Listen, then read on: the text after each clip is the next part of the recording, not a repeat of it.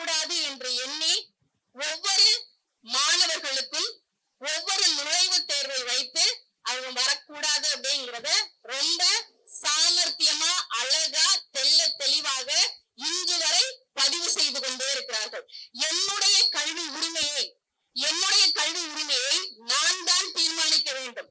என்னுடைய உரிமையை நான் தான் தீர்மானிக்க வேண்டும். அதை நான் யாரிடமும் கேட்டு பெற கூடாது. கண்டிப்பாக இதை தீர்மானிப்பதற்கு இந்த மத்திய அரசு யார்? நாம இந்த கல்விக் கொள்கையே எங்களுக்கு வேண்டாம், இந்த கல்விக் கொள்கையே மாற்றியமைக்கப்பட வேண்டும் என்று போராடி கொண்டிருக்கிறோம். இந்த நீட் தேர்வு ரத்து செய்யப்பட வேண்டும் என்று போராடி கொண்டிருக்கிறோம். இப்ப ஒண்ணும் இல்லைங்க, எனக்கு ஒரு மிகப்பெரிய கனவு இருக்குது. எனது மகளை நான் ஒரு மருத்துவர் ஆக்க வேண்டும் என்ற ஒரு கனவு எனக்குள் இருந்திருக்கலாம். எனக்குள் இருப்பதற்கான காரணம் என்னவாக இருக்கும்? எனக்குள் அந்த மருத்துவ கனவு எழுவதற்கான காரணம் என்னவாக இருக்கும்? நான் சிறு வயதிலிருந்து நான் மிகவும் பொருளாதார பின்னணியில் தாழ்த்தப்பட்டு நான் இந்த சமுதாயத்தின் பார்வையில் எப்படி மிக வேதனைப்பட்டு வெளியேறிய ஒரு பெண்ணாக இருந்திருக்கலாம். எனக்கு சரியான மருத்துவம், எனது தாய் தந்தையருக்கு சரியான மருத்துவம், சமமான மருத்துவம் கிடைக்க தராமல் இருந்திருக்கலாம்.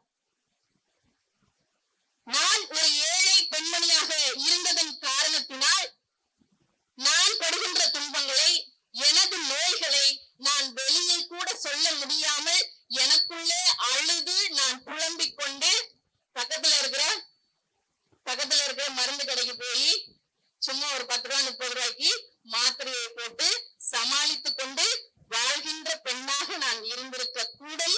அதனால் எனது பிள்ளையை நான் மருத்துவராக்க வேண்டும் என்ற ஒரு மிகப்பெரிய கனவு எனக்கு எழுந்திருக்க வேண்டும். அந்த கனவு எப்படியாப்பட்ட கனவாக இருந்திருக்க கூடும் என்றால், கண்ணே, என் அமுதே, அப்பா, ராசா, நீ எப்படியாவது பெண்களை அடகு வைக்கிறனோ, எனது நகையை அடகு வைக்கிறனோ, நான் விவசாய நிலத்தை அடகு வைக்கிறனோ, நான் எனது வீட்டை அடகு வைக்கிறனோ, நீ கவலைப்படாத. நான் எத்தனை பேர்கிட்ட பிச்சை எடுக்கிறனோ, என்னென்ன வீட்டுல போய் நான் விளிம்புநிலை மக்கள் அதிகாரத்தை நோக்கி நகர வேண்டும் என்று சொன்னால் அவர்களுக்கு கல்வி என்பது அவசியம். அப்படிப்பட்ட கல்வியை மறுப்பதுதான் இந்த நீட் தேர்வு. காலம் காலமாக தாழ்த்தப்பட்ட, பிற்படுத்தப்பட்ட, ஒடுக்கப்பட்ட, வஞ்சிக்கப்பட்ட மக்களின் மருத்துவ கல்வி கடனை சிதைப்பதுதான் இந்த நீட் தேர்வு. எனவேதான் மாணவர்கள் நாங்கள் இந்த நீட்டை எதிர்த்து போராடி வருகிறோம். மாநில உரிமையை மறுப்பது இந்த நீட் தேர்வு. பெடரலிசம் என்கிற கூட்டாட்சி தத்துவத்திற்கு எதிரானது இந்த நீட் தேர்வு.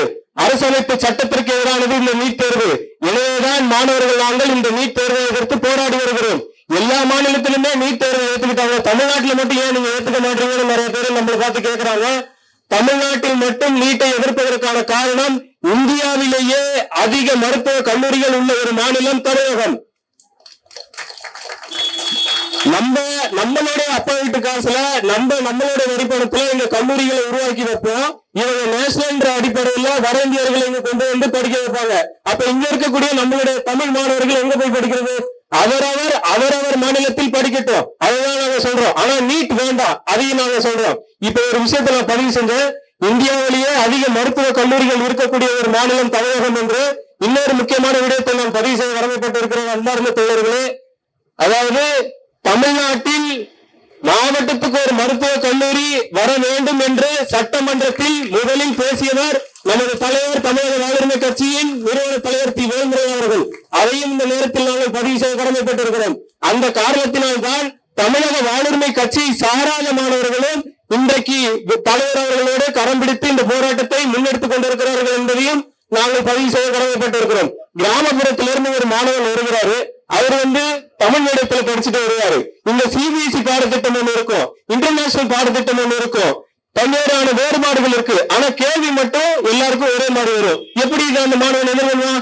எனவேதான் இந்த நீட் தேர்வை நாங்கள் எதிர்த்து வருகிறோம் என்பதை நாங்கள் இங்கு பதிவு செய்ய கடமைப்பட்டிருக்கிறோம். அன்பார்ந்த தோழர்களே, அது மட்டும் இல்லாமல் தமிழக வாழ்வுரிமை கட்சியை சார்ந்த மாணவர்களும் தமிழக வாழ்வுரிமை கட்சியை சாராத மாணவர்களும் இன்று வேல்முருகன் அவர்களோடு கரம் பிடித்து இந்த போராட்டத்தை நடத்தி கொண்டிருக்கிறோம். அதற்கான காரணம், அந்த ஒரு தலைவன் தான் சொன்னார், சாதிகளை கடந்து மதங்களை கடந்து தேவை ஏற்பட்டால் கட்சிகளையும் கடந்து தமிழர் பிரச்சனைக்காக மாணவர்களின் பிரச்சனைக்காக இந்த களத்தில் இன்று நான் போராடுவேன் என்று சொன்ன ஒரு தலைவன் தமிழ்நாட்டில் இருக்கிறார் என்று சொன்னால் அது எங்கள் உயிர் தலைவன் முத்தமிழ் வேலுமணி அவர்கள் தான் என்பதை நாங்கள் பதிவு செய்ய கடமைப்பட்டிருக்கிறோம். எனவேதான் அந்த தலைவனோடு நாங்கள் இன்றைக்கு களத்தில் நின்று களமாடி கொண்டு வருகிறோம் என்பதையும் நாங்கள் பதிவு செய்ய கடமைப்பட்டிருக்கிறோம். அன்பார்ந்த தோழர்களே, நம்ம டெல்லியில நடந்த போராட்டத்தை பார்த்திருப்போம். அந்த மாணவர்கள் போராட்டம் நடத்தி கொண்டிருக்கும் போது காவல்துறை அதிகாரிகள் லத்தி எடுத்து மாணவர்கள் எல்லாருமே பசங்க எல்லாருமே ஓங்கி அடிக்கிறாங்க. எல்லாம் போறாங்க. ஒரே ஒரு பெண் மட்டும்தான் அந்த இடத்துல நின்று அத்தனை மாணவர்கள் மீது விழுகின்ற அடியை அந்த ஒரு பெண் தடுத்து நிறுத்தினாங்க. எல்லாருமே சொல்லுவாங்க பெண்களுக்கு பாதுகாப்பு ஆண்கள் தான். ஆனா அந்த போராட்ட காலத்தை பார்க்கும் போதுதான் தெரியுது ஆண்களுக்கு பாதுகாப்பே ஒரு பெண் தான் என்பது அந்த போராட்ட காலத்தை பார்க்கும் போதுதான் நமக்கு தெரிகிறது. ஒரு பெண் தனி ஒரு மனுஷியா நின்று காவல்துறையின் வாகனத்தை லிப்டாக டீல் பண்றப்பட்ட டோல்கேட்டிலிருந்து நொறுக்க எரிஞ்சவர் ஒரு சகோதரி ஒரு தோழர் சொன்னாங்க. அந்த போராட்டத்தை இன்னும் அதிகப்படுத்த கண் அசைக்காக காத்திருக்கோம். கண் அசைச்சாருன்னா சுட்டுதான், அவ்வளவுதான், பட்டுதான். மெரினா எங்களுக்கு தாங்காது. ஆனால் எங்களை பயிற்சித்த தலைவன் எங்களை அறத்தோடும் எங்களை நெறியோடும் நேர்மையோடும் கண்ணியத்தோடும் பயிற்சி விட்ட தலைவன். நிறைய சொல்லணும், அன்னவரை என்னை பார்த்துட்டே இருக்காரு. அதனால முடிச்சிருக்கேன். என்னன்னா இப்ப கொஞ்ச நேரத்துக்கு முன்னாடி நம்ம மக்கள் அதிகாரம் ஒரு பாட்டு பண்ணாங்க. நாங்க உட்காந்து கேட்டுட்டே இருந்தேன். அது ஒருவேளை இசைக்கருவி இல்லாததுனால அது ஸ்லோவா இருக்கிற மாதிரி ஒரு ஃபீல். அப்புறம் தோழர்கிட்ட கேட்டேன். ஆமா தோழர், எங்கிட்ட என்ன இன்ஸ்ட்ருமெண்ட் இருக்கு, ஆனா எடுத்துட்டு வரல அப்படின்னாங்க. சரி, இவங்க பாடின பாட்டு அதுக்குள்ள 2 வரியமான தேவை பொன்மொழி அப்படின்னு போட்டு அந்த ஸ்லோ டைமிங் கொஞ்சம் மாத்தலாம்னு நானா பாடி அப்படியே யோசிச்சு எழுதிருக்கேன். எப்படி இருக்குன்னு பார்ப்போம். தோழர் தெரிஞ்சுக்கோங்க, அந்த 2 வரியை மட்டும் பாருங்க. நீங்க சீக்கிரம் வாங்க, இன்னும் பார்த்துட்டு இருக்கீங்க. வாங்க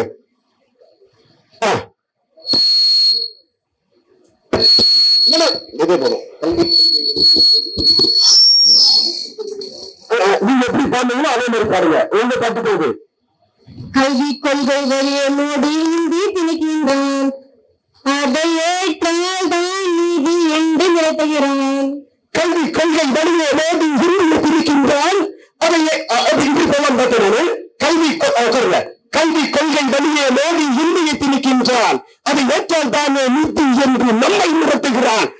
கல்வி கொள்கை வழியை மோடி இந்தியை திணிக்கின்றான், அதை ஏற்ற கைதடிக்க சும்மா வேற கையை வச்சிருக்கீங்க. கையை தட்டு, அப்பதான் எனக்கு ஒரு எழுச்சி வரேன்.